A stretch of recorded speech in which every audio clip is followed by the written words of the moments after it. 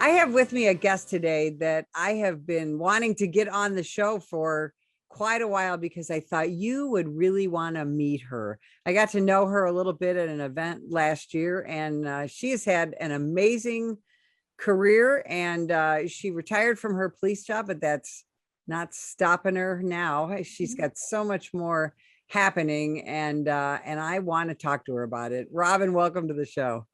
Thank you so much. I'm so pleased to be here.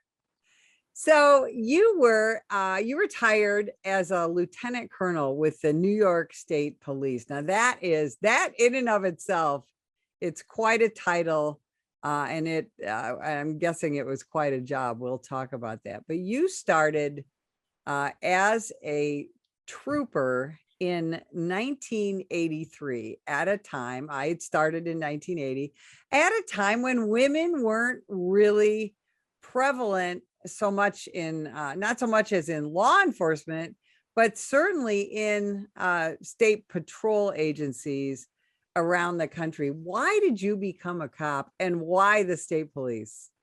I was working as a registered nurse. And as you pointed out, there really weren't any role models for law enforcement, but it was something that interested me. And I had been going to community college, and I saw all the men that were in the municipal police training course. And I thought, boy, that just seems like such an interesting thing. And then somehow I got recruited. The state troopers in New York were having an exam, and they were aggressively looking for women and minorities at that time. And so I had also applied to law school because of that interest, and I've been accepted, but I also got called by the troopers for a job, and I had to make a decision. And I said, well, let me see how far I can take this. And I never looked back. I never regretted my decision. And it's been quite an adventure. So when you got out of the police academy in the 80s, and you got through field training and all of that, you're out there somewhere in the state of New York in a patrol car by yourself, correct? Yes, yes. And actually, the challenges began way before that.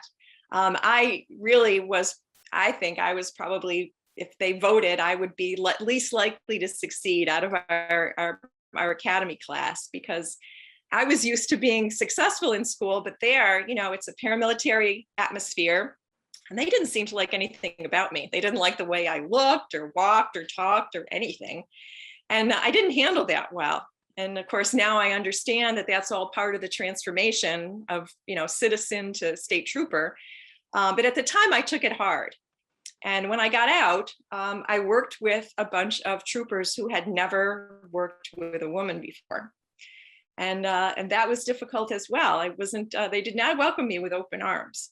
And I think that's a really important distinction that I want to make, because I had a similar experience, and I've talked to a lot of women who have had that similar experience from the late 70s and into the 80s. And I think women now look at us and say, why didn't you file a lawsuit? Why didn't you get a lawyer? Why didn't you? And we were just trying to survive and thrive in our chosen career, right? Oh my gosh, I never expected that kind of reception. And so my reaction was, oh my God, what do I need to do to fit in or learn? I wanted to learn my job. It never occurred to me to file a lawsuit or create a problem or anything. I wanted to figure out what was wrong, because it meant so much to me to be part of something larger than myself, to be part of this agency that I loved already. So, it took a while. You win people over one at a time. You do your job, you become confident, and eventually it happened. I got accepted, and I felt I did a good job, and I moved up in the agency. So it was a bit of a journey at the beginning. So you did succeed hugely, and you did move up. Talk about your first promotion. Well, as I said, I struggled as a young trooper, and that kind of went on for a while. And I took the first promotion exam I could take, which was when I had about 6 years on. And by that time, I was functioning just fine as a state trooper, and I was enjoying my work. But I was 25 when I started, and at that point, I was in my early 30s, and I was interested in doing something else anyway. Just I didn't see myself wrestling with drunks at 45, that kind of thing in the middle of the street. So I took the exam and I got promoted. We have 2 promotional exams for the positions of sergeant and lieutenant. And then after that, it's an appointment process. But I was successful both times and started moving up through the ranks at that point. What was your first assignment as a sergeant? I went up to the Adirondack Park, which is in the north part of New York State, which is a very thinly populated area. There's large gaps between barracks. You don't have a lot of backup there. It's just a totally different place than where I had been working in the Hudson Valley as a trooper. And when I went up, I found that most of the troopers that were working for me as a first line supervisor were older and had more time on. And actually, they were very generous in terms of helping me get acclimated to my new role and all of that. And it was a very interesting experience to be away from home like that and learning a new job. But I thoroughly enjoyed all of it. I think that's people who aren't familiar with the state of New York, people from the West here, we think New York City, right? We think of Manhattan, we think of Brooklyn. New York State is an amazingly beautiful state for folks who've never visited. And there is a lot of rural, wooded, remote areas, aren't there? Oh, yeah. New York is a beautiful state, and it's different, as you point out, and it's large. And so when you're in the New York State Police and you get promoted, or for that matter, when you start as a trooper, you could be sent virtually anywhere within that state.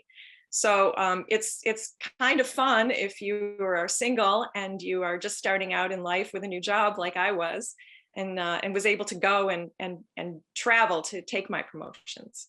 Right, right. Now, talk about becoming a lieutenant colonel and explain to people how high up you were in the organization. I mean, that's an extremely high rank in your organization, right? Well, after 35 years with the state police, in my last couple of years, I was promoted to division headquarters, which is in Albany, and I had already gone through the ranks. So I had already moved up through, all of our lieutenant, captain, major, all of those positions. And had other really interesting jobs on the way. And at the end, I really didn't plan to go to division headquarters to work. I had hoped that I would finish my career as the troop commander in the troop where I started, coincidentally, after traveling all over the place, and a job which I treasured and really was the highlight of my career. But what happens in the state police is that when there are openings above you, everybody moves up to fill the space. And so I became the most senior major, and it was time for me to go. So instead of retiring at that moment, which I could have done, I said that I was still in service, if you will. And so I went up to see what I could do. And I actually didn't know at that moment. I was kind of, I think, distracted by disappointment that I was going. But it turned out to be so important for me to be there. And it was great to recognize that when I got there. There was only one other woman at the time who was working there. She was a full colonel. She was a dear friend of mine, is a dear friend of mine. And the two of us were at that big conference table where all the decisions get made and policy gets created. And it was so important for us to be there. Our voices, our vision for the future, our experiences all were part of answers that, the boys, if you will, weren't giving. And, we love the boys and we appreciated our careers, but, we brought something different. And, the most important change and the most effective change, I think, comes from within. And in order to accomplish that, you have to be there. So I actually am so grateful for the opportunity and the responsibility of going up and taking on that role in the last couple of years of my career. Now, I know leadership is near and dear to your heart. You impart that on others. I know mentorship is very important. If you can, in just a couple of minutes, can you sort of give us your leadership philosophy? I do, as everyone does, I developed my leadership style over time, but it hasn't changed since the beginning. And that is that I know that we have a mission, but the only way to accomplish the mission is to get people in line behind you who believe in the mission too, and get there. And in order to do that, to lead them properly, you have to inspire them. And you have to inspire in them the idea that you care about them. It's so simple. It's not rocket science, but leadership's all about people skills and communication. And so people want, in no matter what job they have, everyone, I think, wants basically the same thing when they go to work. They want to feel like they're a part of things. They want to get recognition for the work that they're doing. And they want an understanding of the people that they work for, that they have a life that extends somewhere beyond the workday. And all those things are pretty simple to keep in mind. But interestingly, not everyone does that. So, the things that I mentioned, the qualities that a good leader has, I think all start with that idea of caring about the people that work for you, or that you work with. Fundamentally, if because we all create an atmosphere at work, whether it's a good one or a bad one. So if the people that are around you that you're responsible for do not respond to your leadership, then not much gets accomplished. On that note, when we talk about the people that you supervise, the people that you led at the time, now we're in an atmosphere in the United States where law enforcement's really under attack. And I know you're retired, but give me your thoughts on that, as a trainer, as an author, as somebody who has been involved in the profession for all these decades. It makes me sad because I know who these people are that enter into this work. I would regularly remind my troopers that we are in the business of serving the public, and we are necessarily part of the community that we're trying to serve. And I would use the word love, believe it or not, to cover the important points about that dynamic. As a leader, you need to love the people that you are leading. You need to love the agency. You need to love the mission. You need to love the work. You need to love the community. But as an agency, a compassionate agency begins with being compassionate towards the people that are a part of it. So I think that's where good leadership comes into play. You mentioned my background in training. I was the director of training for the New York State Police. I was involved in selecting leadership programs for our personnel. And we consider everyone at every level within our agency a leader. The first day out of the academy, no one knows that that's your first day, but if someone calls, you're expected to show up and fix whatever's gone wrong. And so, those qualities are important as just a fundamental part of the role of police in the world. But I know how good these folks are. I was so proud of the work that people around me did and the work that I did. These are good folks. They're regular folks. They have families, they have hobbies, they have pets. They get hurt by the things that they see.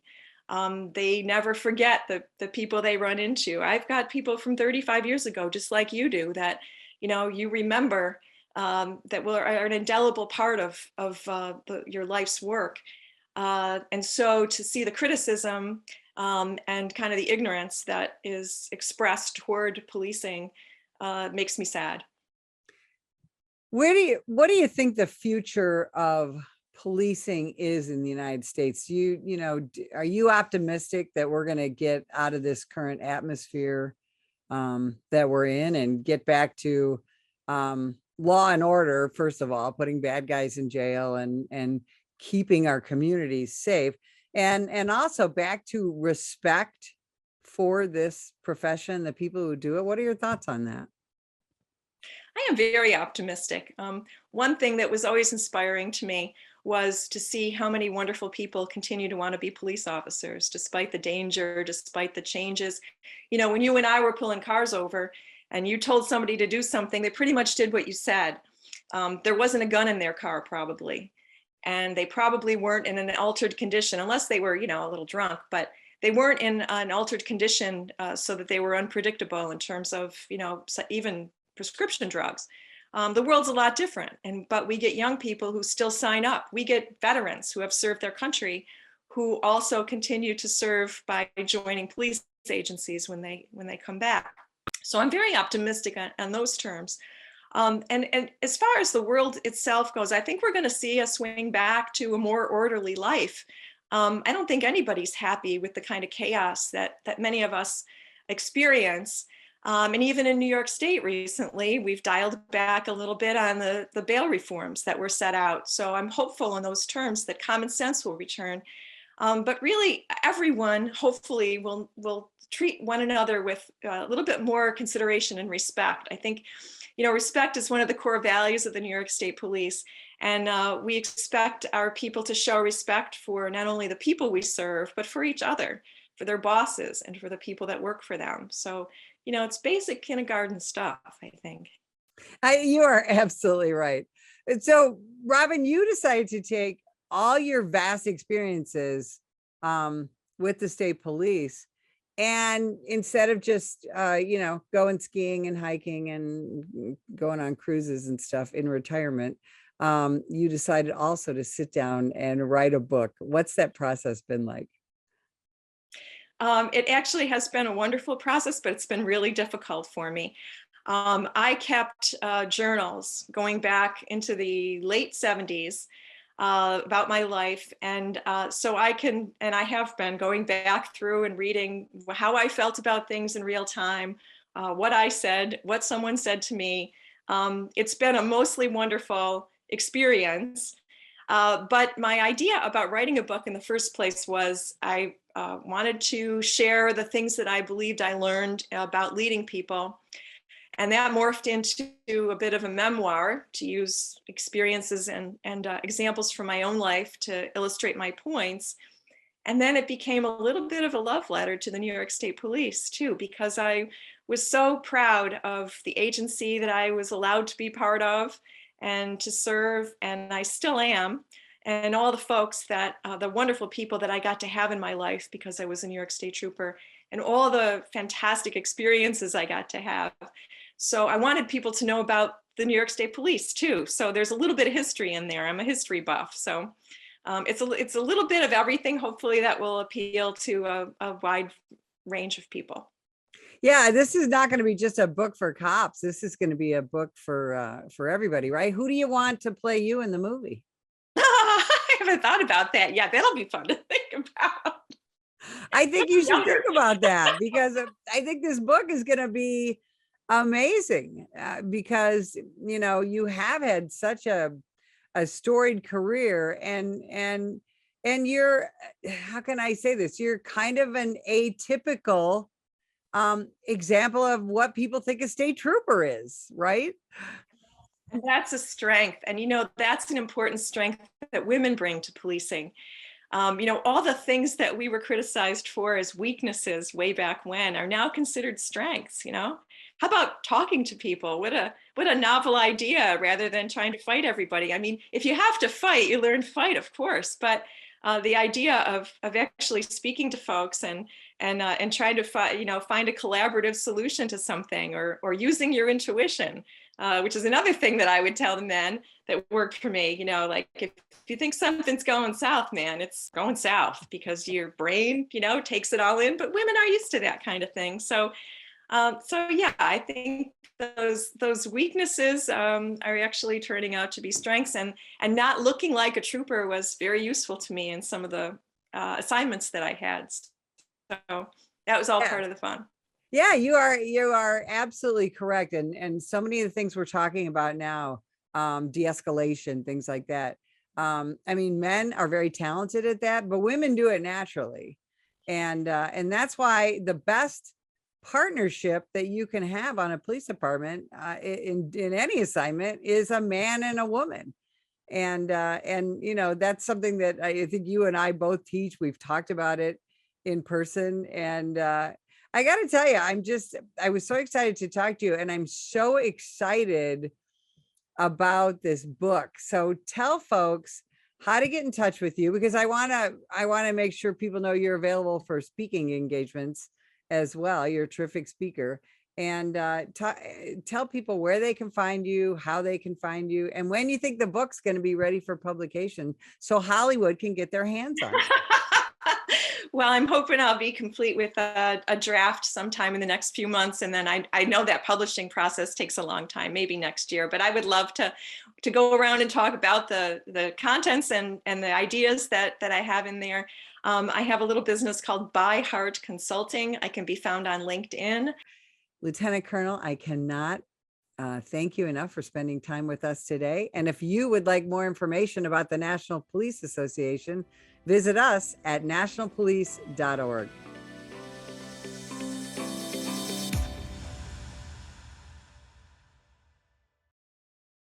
Ma'am, put the gun down!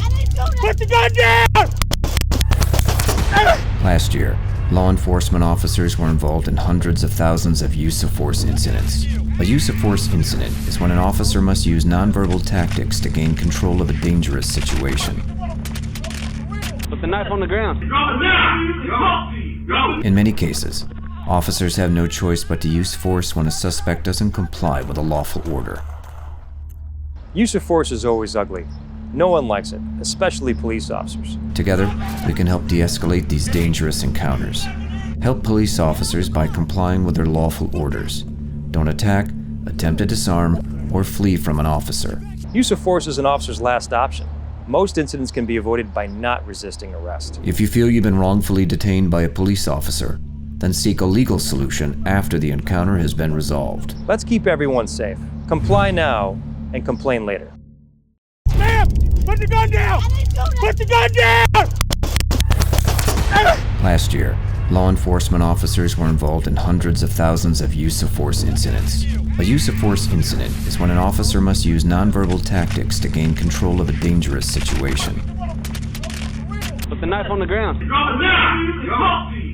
In many cases, officers have no choice but to use force when a suspect doesn't comply with a lawful order. Use of force is always ugly. No one likes it, especially police officers. Together, we can help de-escalate these dangerous encounters.